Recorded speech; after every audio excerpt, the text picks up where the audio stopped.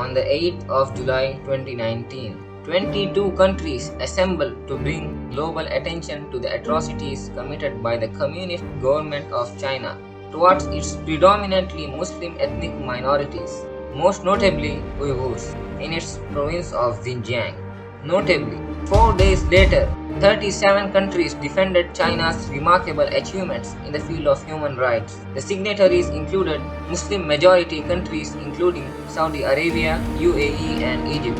This incident brought the Uyghurs into the international limelight, while global media began considerable coverage of the plight of Uyghurs, while China alleges Uyghurs of being dissidents and separatists. Are Uyghurs oppressed due to their past? What is the reason for China's draconian measures towards the Uyghurs? Are Western powers exploiting these violations of human rights due to China's growing influence and the hatred towards it?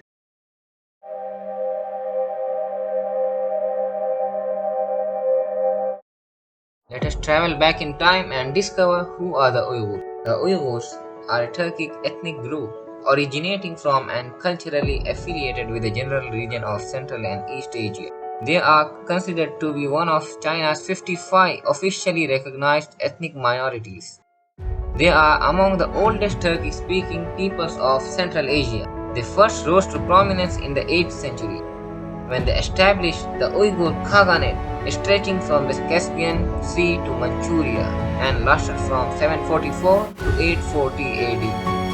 After their Khaganate was invaded by Kyrgyz, tribes formerly under Uyghurs' control dispersed.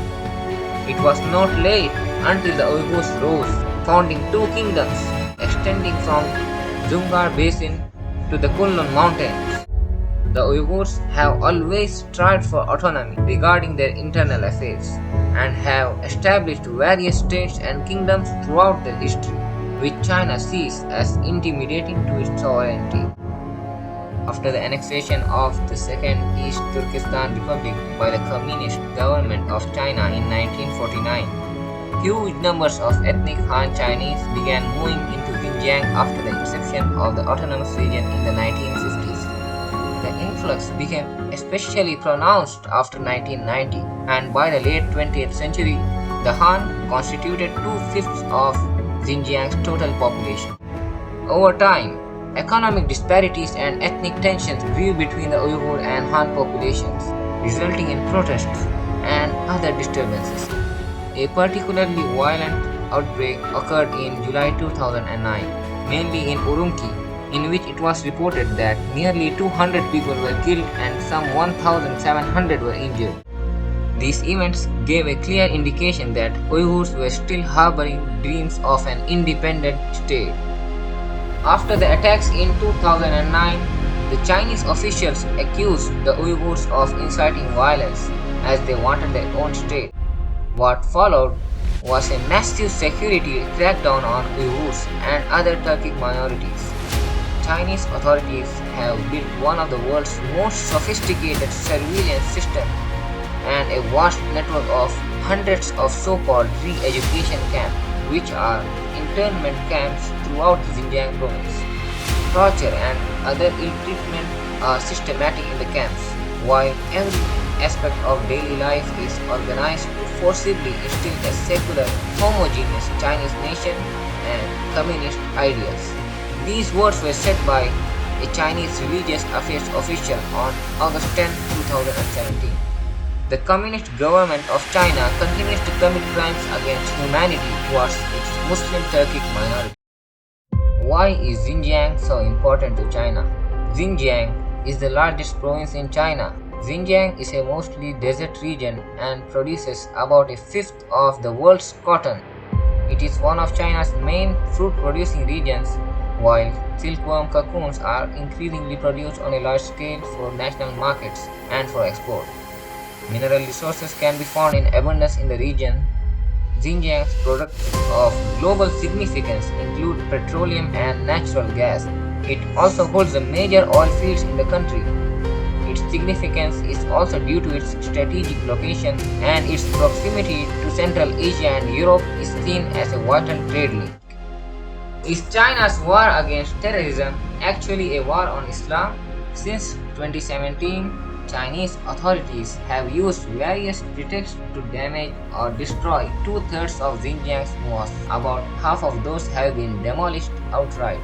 Important Islamic sacred sites have been demolished across the region. China has been accused of using forced sterilization, abortion, and population transfer to reduce birth rates and targeting religious leaders to break religious and cultural traditions.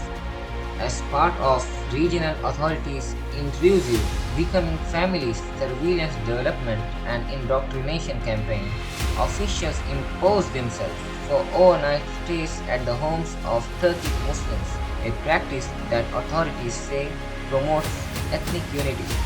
In another particularly chilling practice, some Turkic Muslim children whose parents have been arbitrarily detained are placed in state institutions such as orphanages and boarding schools. China has detained more than 1 million Uyghurs indefinitely and sentenced hundreds of thousands to prison terms. While there have been widespread reports of physical and psychological torture inside prisons and detention camps in the region, many members of the Organization of Islamic Cooperation praise China for its brutal policies regarding the Uyghurs. Does China really see Uyghurs as a threat to its national integrity, or are they imposing Uyghurs to bend with their communist ideas? Why are Islamic nations disregarding the plight of their persecuted brethren in Xinjiang? Why do they continue to support the oppressors? Is China forcing countries to voice their support for them using its economic hegemony? Why is the West championing the rights of Uyghurs? Is it because of their compassion towards Uyghurs or their trade war with China?